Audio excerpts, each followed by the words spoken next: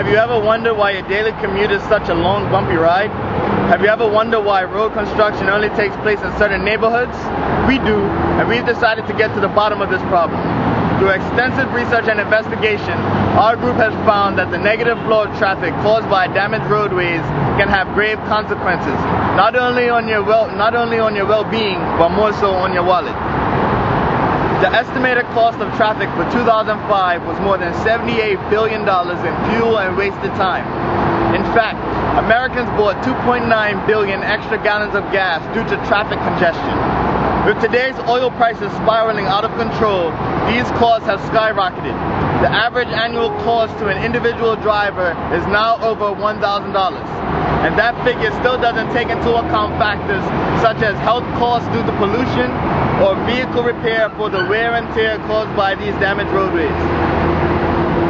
To get to the root of the problem, we must consider why the roadways are in such poor condition in the first place. Our group feels this is the byproduct of an economic problem. Every year, the community boards in every neighborhood in the state of New York are allocated a budget to solve various problems in their areas. We feel that the individual interests of the community members are being overlooked by the interests of the boards themselves. In some areas, these funds are improperly allocated to maintaining the roadways, mainly because the members of this board are more focused on preserving their budget rather than improving the conditions of their communities. Are you satisfied with the state of the roads in your community? No, because I believe we pay taxes, right? We pay taxes. Let's say, for example, not be sure for 100%. We pay taxes and we think our road has to be good. At the same time, I'm driving almost every day. So many bad spots I see on the roads, I'm talking to myself, why is that? Why? They don't fix or they don't put good quality of ground. There has to be a reason. So I'm not satisfied at all, I would say.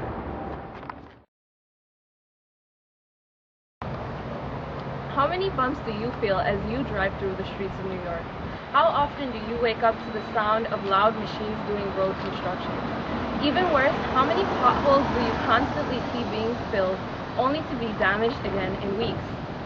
These are the daily observations that fuel our major concerns with road maintenance. Unfortunately, most of us have come to accept the fact that wherever we drive in Queens, we will experience a very unpleasant ride. Being late to work due to congestion has become a daily routine. Whether you are commuting by car or by bus, there is always traffic. For drivers, the issue of vehicle damage arises. As a driver of a car myself, I can speak from the experience of having to take my car in for repair. I once drove over an unfilled pothole and managed to misalign my wheels and get a flat all at the same time.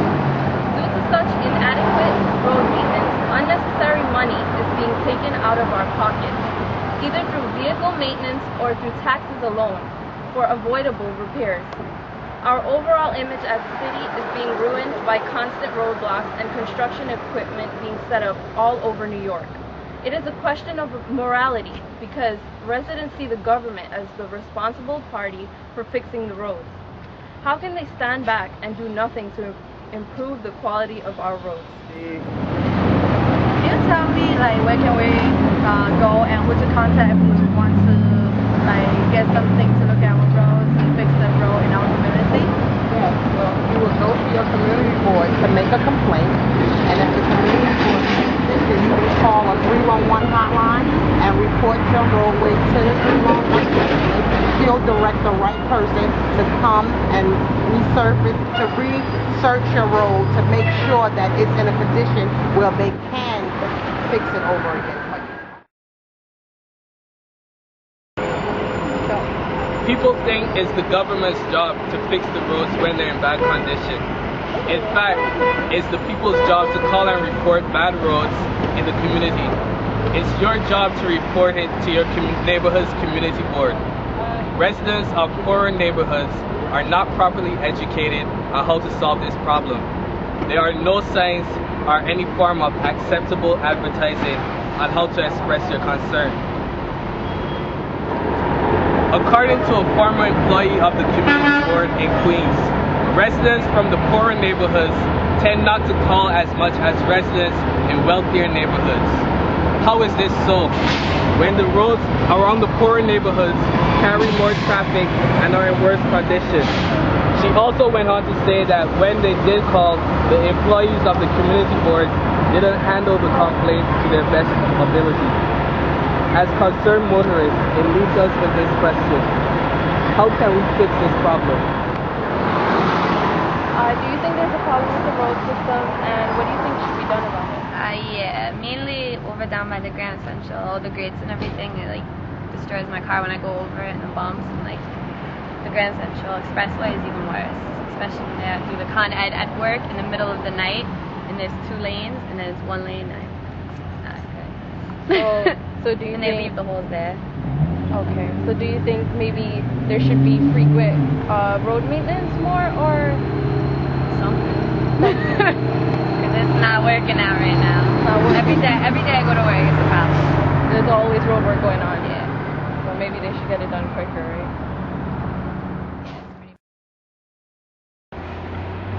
It is essential to increase a community's awareness of the existence of its community board.